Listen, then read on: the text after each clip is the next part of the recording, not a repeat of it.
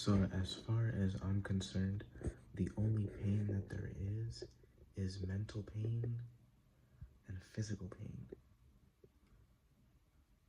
Mental pain, physical pain.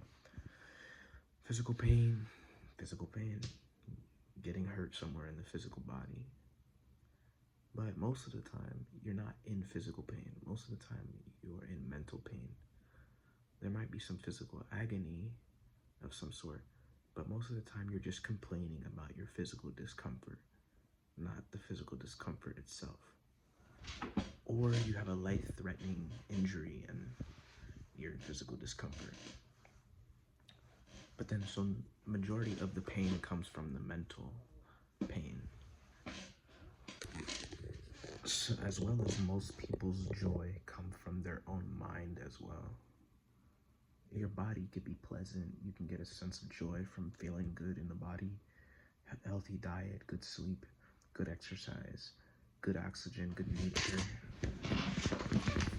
You know, the 5 elements. It's a good source of 5 elements. Your body will feel nice, your mind will feel nice. But essentially everything comes from mental and physical. Energetic, I don't know too much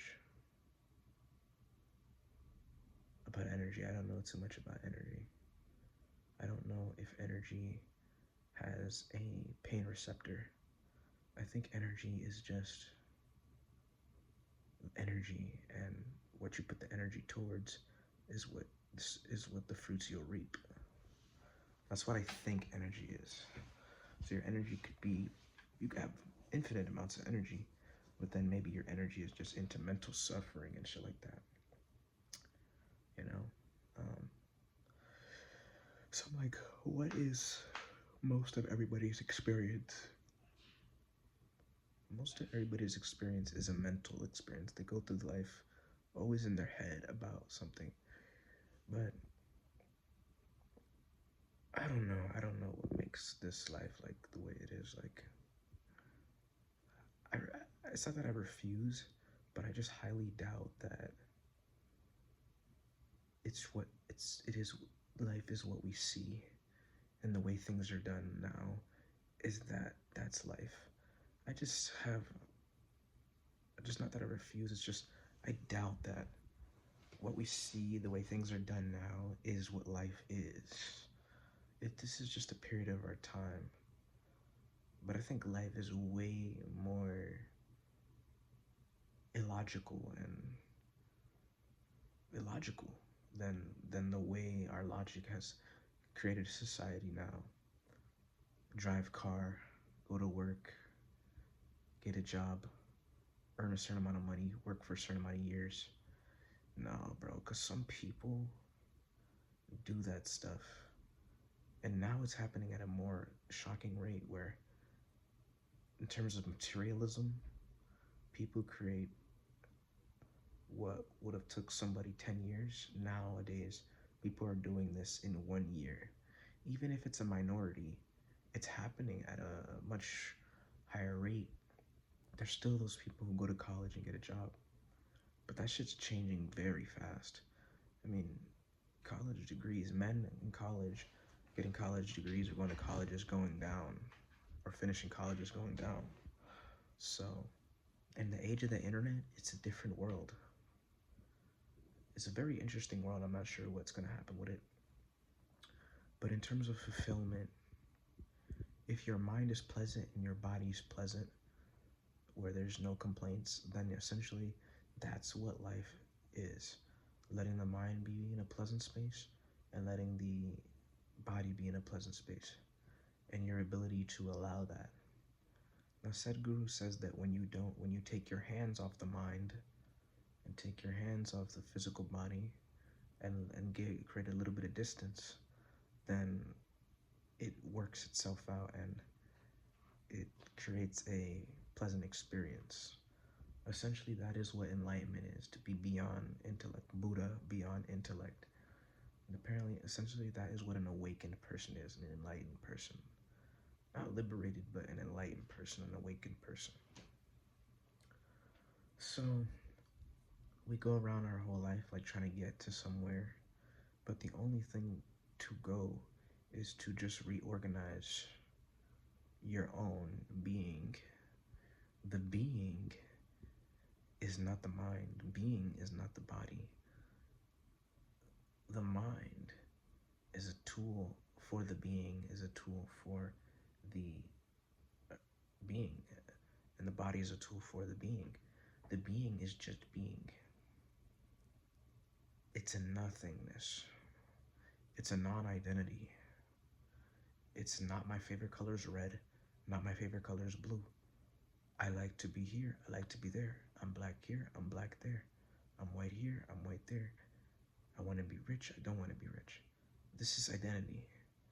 But the being is nothing, just a pure space of awareness. Awareness of being, like Neville Goddard says.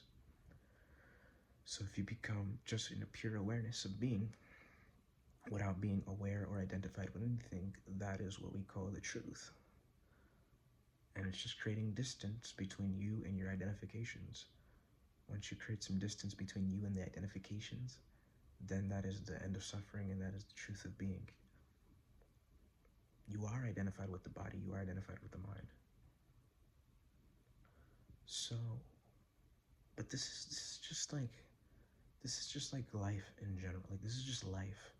What about creating life? Because it's one thing to know this stuff, but to be competent to play the game of life, knowing well that this is just a playground of illusion, knowing that it is a playground of illusion, how well can you play the illusion?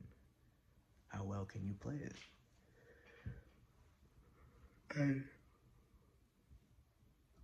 it's just putting on a face at the end of the day. How well can you put on a face? Can you put on a face so well that when the other face wants to come in and get a little bit of time, can you play the new face so well that the old face completely evaporates? So let me break it down.